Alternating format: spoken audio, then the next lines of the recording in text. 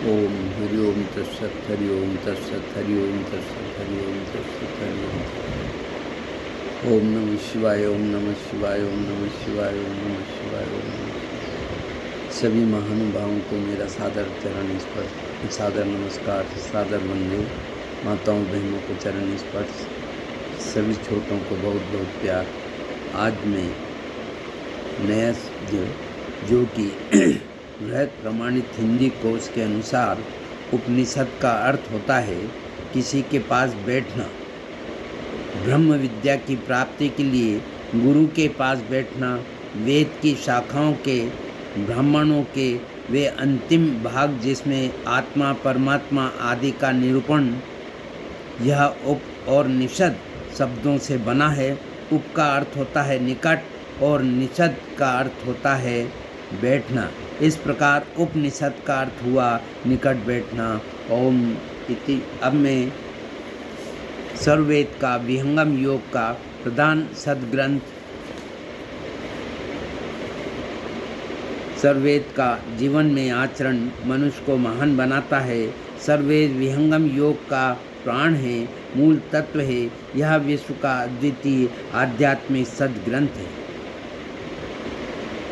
सर्ववेद बौद्धिक विवेचन अथवा पुस्तकीय ज्ञान के आधार पर नहीं, चेतन योग समाधि की अवस्था में प्राप्त प्रत्यक्ष आध्यात्मिक अनुभवों का संकलन है। इसमें किसी अन्य ग्रंथ का संदर्भ नहीं लिया गया है। इस ग्रंथ में हम अनुभूति एवं अभिव्यक्ति का अद्भुत सामंजस्य पाते हैं। इस महाग्रंथ में परमाणु से परमात्मा तक के समस्त बाह्य तत्व ज्ञान एवं आभ्यंतर भेद साधन को सरल हिंदी भाषा में दोहों के रूप में अनावृत किया गया है। इन दिव्य दोहों के भावपूर्ण श्रवण मात्र से आत्मा के शुभ संस्कार जागृत हो जाते हैं और चेतना ऊर्ध्वमुख होने लगती है।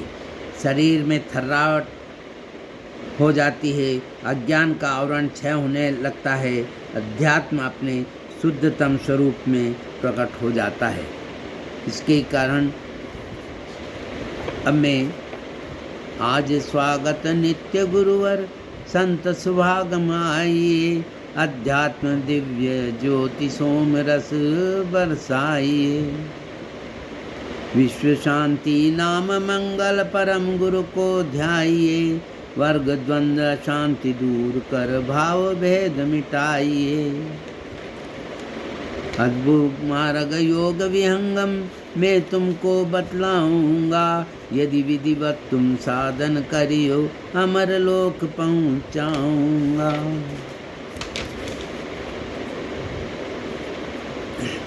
सर्ववेद का अर्थ होता है स्व अर्थात ब्रह्म और वेद अर्थात ज्ञान।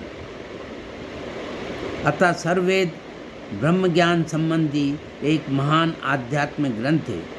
उपनिषदों में दो विधाओं का उल्लेख आया है, परा एवं अपरा।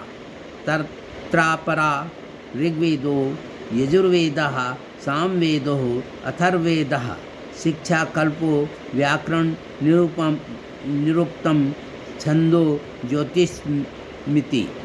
अत्परा यथा तदक्षरमथि गम्यते मुल्लिकोपनिषद। सर्ववेद परा विद्या संबंधी सदग्रंथ है। इसमें ब्रह्म ज्ञान संबंधी साधन का बाह्य अभ्यंतर रूप का सम्यक विवेचन किया गया है, जिससे यह सदग्रंथ सर्वोपरि एवं सदुपयोगी सिद्ध हुआ है। अब इसकी के फलस्वरूप में जिस प्रकार वृक्ष के मूल में जल सिंचन करने से सारा वृक्ष हरा भरा पुष्पित पल्लवित हो जाता है, उसी प्रकार एकमात्र सर्ववेद के स्वाध्याय एवं पाठ से मानव के आध्यात्मिक जीवन का पूर्ण विकास हो जाता है। ऐसा मेरा पूर्ण सत्य विश्वास है। अरे ब्रह्म विद्या प्रकाश है भक्ति मुक्ति सुखधाम, गाथा या अध्यात्म है अमत सनातन नाम। इसी के परिप्रेक्ष्य में अब द्वितीय मंडल का प्रथम अध्याय मकरतार पंच शब्द एवं उनकी भूमिकाओं का वर्णन में 15 दोहे से 20 दोहे तक का वाचन कर इसका लाभ लूँगा। वह स्वयं लाभ लेकर सभी को लाभ देने की कोशिश करूँगा। यही मेरी धारणा है, यही मेरा विश्वास है।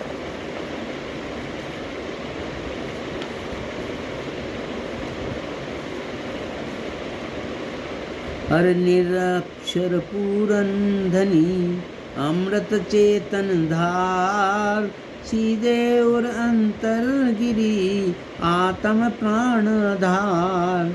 मकर तार हृदय लगी आत्म धारक हो, प्रभु से नित्य संबंध है मणिसुत सहज पिरोय।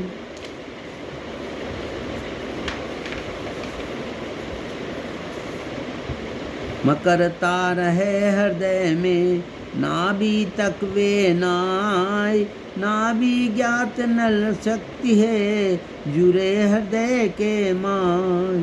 नाभि कमल की शक्ति को योग युक्ति से जोर, वैदिक योगी जानते यह रहस्य गति मोर।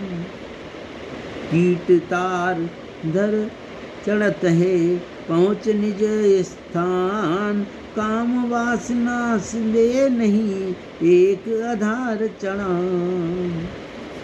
इसी के फलस्वरूप अब मैं इसका हिंदी भाष्य रूप में प्रस्तुत कर रहा हूँ। कीट तार को पकड़कर चढ़ते हुए अपने निज स्थान पर पहुँच जाता है। उसके अंदर किसी दूसरे प्रकार की कामना नहीं है, एकमात्र आधार उसका लक्ष्य है। उसी के लिए वह प्रयत्न करके अपने लक्ष्य स्थान पर पहुंच जाता है। नाभि कमल की शक्ति को जोड़ देने पर सीधा ऊपर का संबंध प्रगति के लिए ठीक हो जाता है। मेरे इस अनुभव रहस्य की गति को मार्मिक योगी जानते हैं। ब्रह्म विद्या का गुह्य ज्ञान सद्गुरु शरण में उनके प्रकाश द्वारा प्राप्त होता है। सद्गुरु के द्वारा ही अध्यात्म पथ सुलभ होता है।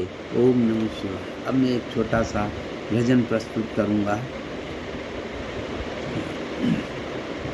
हर जी हर जब जब पुकारेंगे हम तुमको, तब तब प्रभु तुम्हें आना होगा। जब जब पुकारेंगे हम तुमको, तब तब प्रभु तुम्हें आना होगा। भक्तों के संकट को भी दूर करना होगा। भक्तों के संकट को भी दूर करना होगा। जब जब पुकारेंगे हम तुमको, तब तब प्रभु तुम्हें आना होगा। हर द्रौपदी को तारा तूने अहिल्या उबारी है।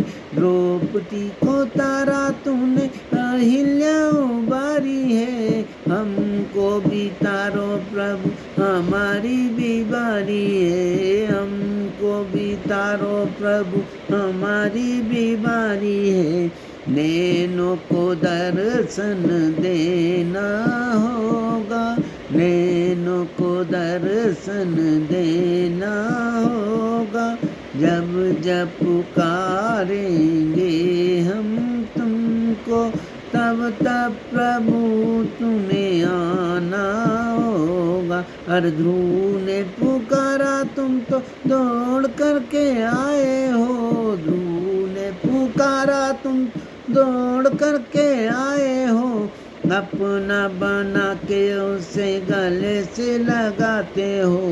अपना बना के उस गले से लगाते हो। हमको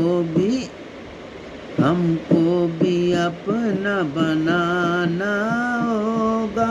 जब जब पुकारेंगे हम तुमको, तब तब प्रभु तुम्हें आना होगा। हर गणी का अजामिल पापी तुमने तारे हैं।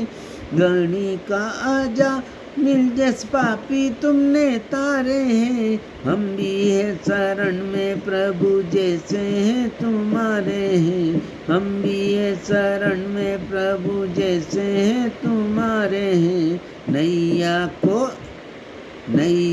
को पार लगाना होगा, जब जब पुकारेंगे हम तुमको, तब तब प्रभु तुम्हें आना होगा। शिवाय।